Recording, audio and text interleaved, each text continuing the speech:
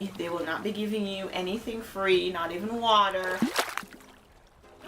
Hello everyone, welcome to my channel, and today I wanted to share with you some tips for preparing for a flight on Spirit Airlines. I hope this video will help folks who are preparing for their first Spirit flight and they might be curious about some of the things that they may need to do to prepare so that they don't have an unpleasant flying experience and so that they are not surprised when they get to the airport. So what I wanted to do was put together some of the tips that I had come upon in my research for my first Spirit flight in the hopes that this will help someone else. So I wanted to start off with the first piece of advice, which is to book on Spirit's website if possible. The way most people book flights nowadays is through third-party aggregator websites like Travelocity and through skyscanner.com and through places like Expedia. That's great and very useful if you want to reduce the amount of time it takes. You don't want to go to each website and go look for yourself. But after you find the cheapest price, sometimes it might make sense to go directly to the airline's website to purchase the ticket. And in Spirit's case, that is particularly true. Because what happens is, at that point of purchasing the ticket, that is the cheapest price you'll ever have available to you for purchasing some of the add-ons that you might find that will become necessary as you prepare for your Spirit flight. So things like purchasing your luggage, like your checked luggage or your carry-ons, those will be cheapest at the time that you're purchasing the ticket. Now, another thing is if you purchase from a third-party website like Expedia.com, like I did, you will lose out on that opportunity to purchase your add-ons at that time, and you'll only find that out after you've already bought the ticket, because a lot of these third-party websites, they don't give you all the fine print at the time you're purchasing. So if you've never flown Spirit, you would never have known until after purchasing that Spirit is totally different with their concept of this Bare Fare, which I will explain in further detail as I move on through this video. So number one, if you can, buy on the Spirit website, because that's the time when you'll get to take advantage of some of those cheaper prices for purchasing some of their add-ons. The second thing that you want to do, even before you purchase your ticket on Spirit Airlines, is to double check what the Bare Fare plus your add-ons will end up being, because in some cases it might be cheaper to buy a ticket on a regular airline like Southwest or JetBlue, where on Southwest you'll have like free luggage that you can check. On JetBlue, you'll have some of the normal conveniences of a low-cost carrier, but it won't be as extreme as on Spirit, because what might happen is on Spirit, you'll end up having to pay for a ton of things, which I'll further highlight later in this video. But if you had to pay for your plane ticket, plus choosing your seats, plus paying for a carry-on, paying for a checked luggage, paying for extra leg room, paying for choosing your seats, paying for breathing air, paying for water, paying for a snack, you might find that it's cheaper to get on an airline like JetBlue. And by the way, you don't pay for air, obviously, I am joking. But really, you pay for almost everything on Spirit Airlines. So you might want to check to see if that price differential is great enough for the inconveniences that you will experience as a part of flying Spirit. Now, I found that usually, at least for me, it still was much cheaper than buying something else, which, I mean, obviously I didn't know until after the fact anyway. It was too late. But for me, it made sense to purchase through Expedia since I was getting such a great deal on the flight plus the hotel. So all of that was moot for me. But you might want to check the Bare Fare plus add-ons versus another regular airplane's prices, just to make sure that you're still getting a good deal at the end of the day. The next tip I wanted to share with you, I think we're now on number 3, is to check your luggage items that you plan to carry. And by check, I mean peruse carefully. The thing of it is, Spirit Airlines is probably one of the only airlines out there that only allows you to carry one personal item onto the plane for free, and that personal item has very, very, very strict rules around the sizing of it. And I actually did another video where I went up to the airport and I did some studies with some luggage that I own to see, what would make it through Spirit's personal item sizer. And my basic recommendation for that is to carry either a duffel or a backpack, a small duffel or a backpack, or like a briefcase type thing. something that will fit into their 18 by 14 by 8 measurements, because anything bigger than that is something that you'll have to pay for. Now, the personal item is meant to fit underneath your seats without going into the overhead compartment. Anything that goes into the overhead compartment has to be paid for as a carry-on, and like I said, it's very expensive and increasingly more expensive as you get closer to your flight. So it's not that bad if you're buying it at the time you're purchasing the ticket on spirit.com, but then it's more expensive when you're buying it during online checking, and then astronomically expensive at the gate, which is a surprise that you don't want to end up having. So you want to make sure that the luggage that you're choosing, you understand the implications of that. If it can't fit into the personal item sizer, then it either has to be a carry-on or a checked luggage. And this takes me to my next point. It actually might make more sense if you wanted to save a few dollars to check your luggage versus using a carry-on. The checked luggage actually is cheaper than the carry-on for some reason. I'm not sure how that works, but it's cheaper. So you may want to look into that versus using a carry-on luggage. Now, I mean, there's the added inconvenience of having to go to the baggage claim to get your items after your flight comes in, and then if something's checked versus when you have it with you, there's less of a likelihood that that is going to be lost or not going to show up to the destination. So there's risks that you take there. But I will say, if you want to check luggage, you also need to bear in mind my fourth tip. So if you're checking an item, you want to bear in mind that Spirit has very different rules for the weight of their luggage versus other carriers. So for other carriers, typically their checked luggage limit is 50 pounds. For Spirit, it's 10 pounds less. So that's something that you want to bear in mind. It's 10 pounds less. So 40 pounds, anything greater than that, you'll have to pay or an overweight luggage fee. And that's a lot of money as well. So you want to be very careful about that.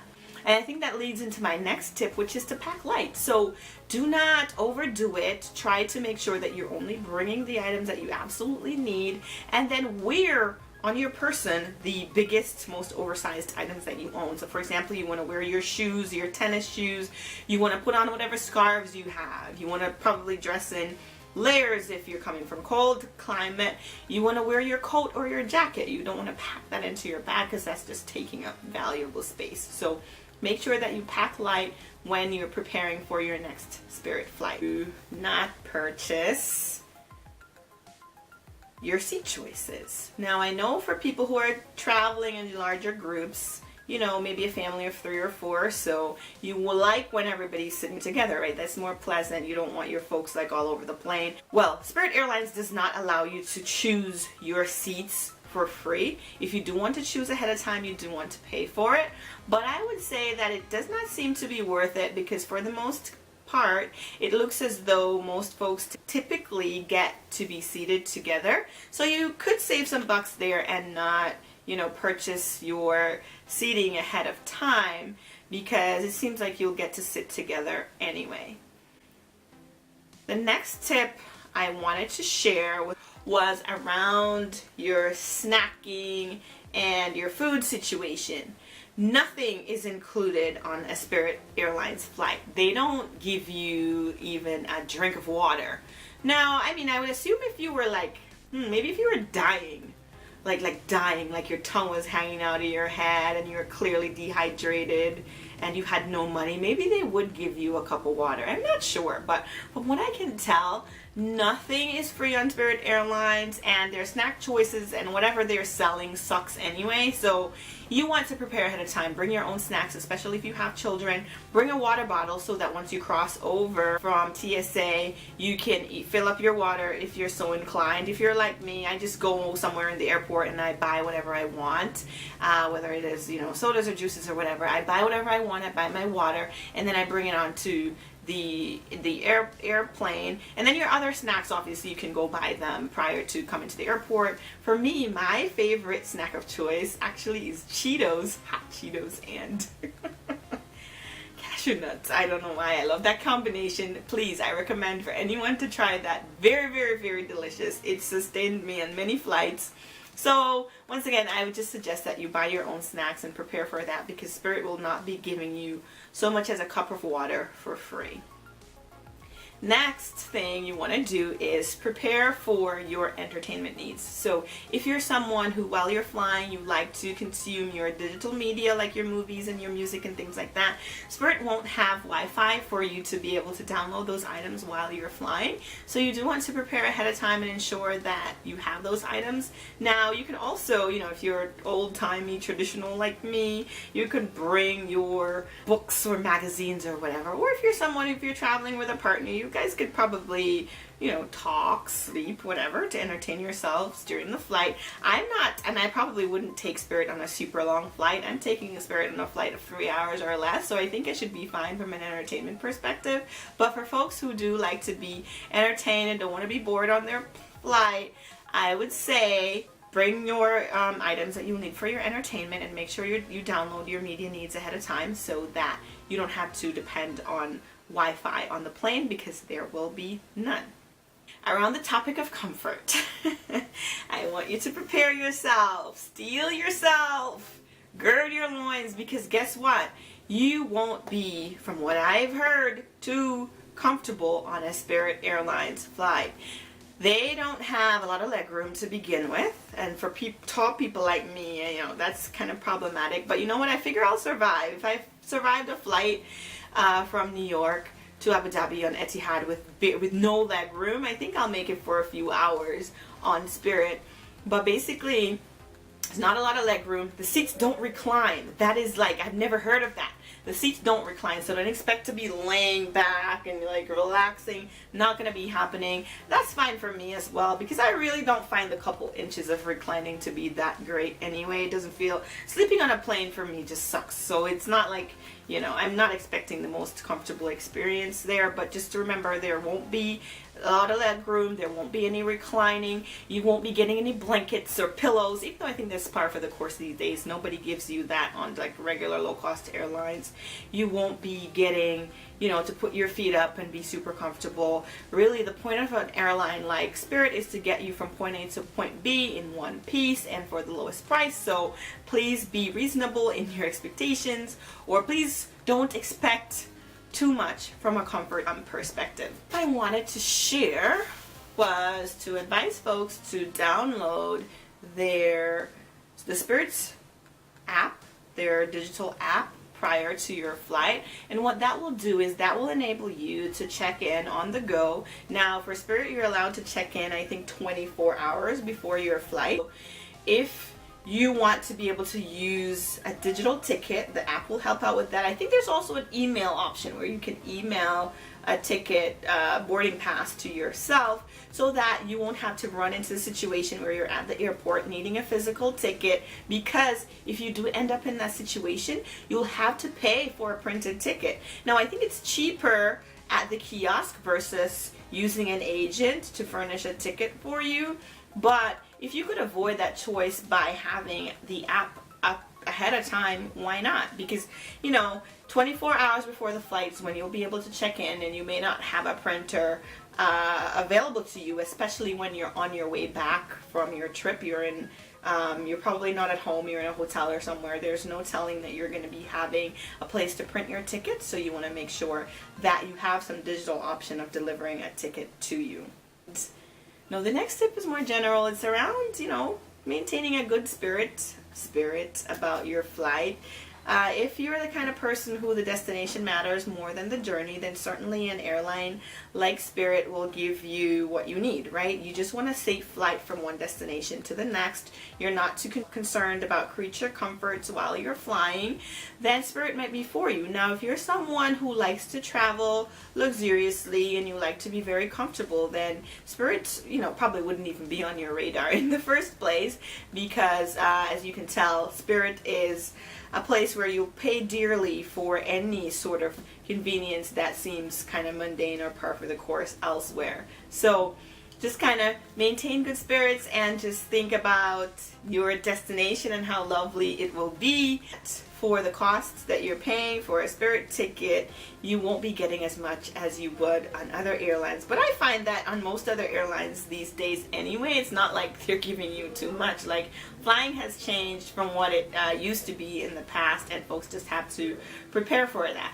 Now, as far as the things that you can prepare for. I think I've shared most of those. I just wanted to get into the other section, which are things that are beyond your control. So from what I found in my research, Spirit Airlines seems to be plagued with delays and cancellations more than other airlines, and actually I kind of regretted going down that rabbit hole because it was a little distressing for me, because I'm taking this flight on my way to a cruise, which is the highlight of my year. So missing that cruise would be devastating for me, even though I'm flying a day before my cruise, so I think I should be fine.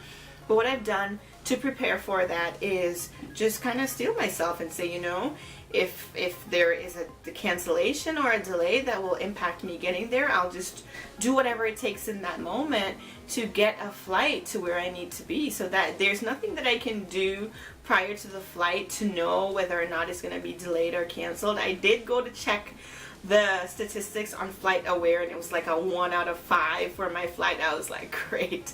But you know what? I don't want to spend the rest of my time worrying. I've prepared as much as I can for the things that are within my control. So for the ones that are not, I just have to maintain just a good spirit about it and just hope that, you know, everything works out well. And then obviously on my way back, I want to make sure that my flight is there so that I can get back and go to work the next day. That does give me a little bit of anxiety, but like I said, it's nothing that I can really do to prepare for that. I'll just have to be ready to react in a situation and ensure that I find some other way to get to where I need to be. So thank you so much for watching my video. I hope that my tips help someone.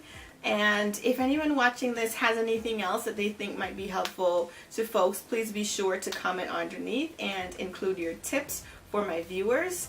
Thanks to everyone for watching. I hope this helped someone, and have a great day.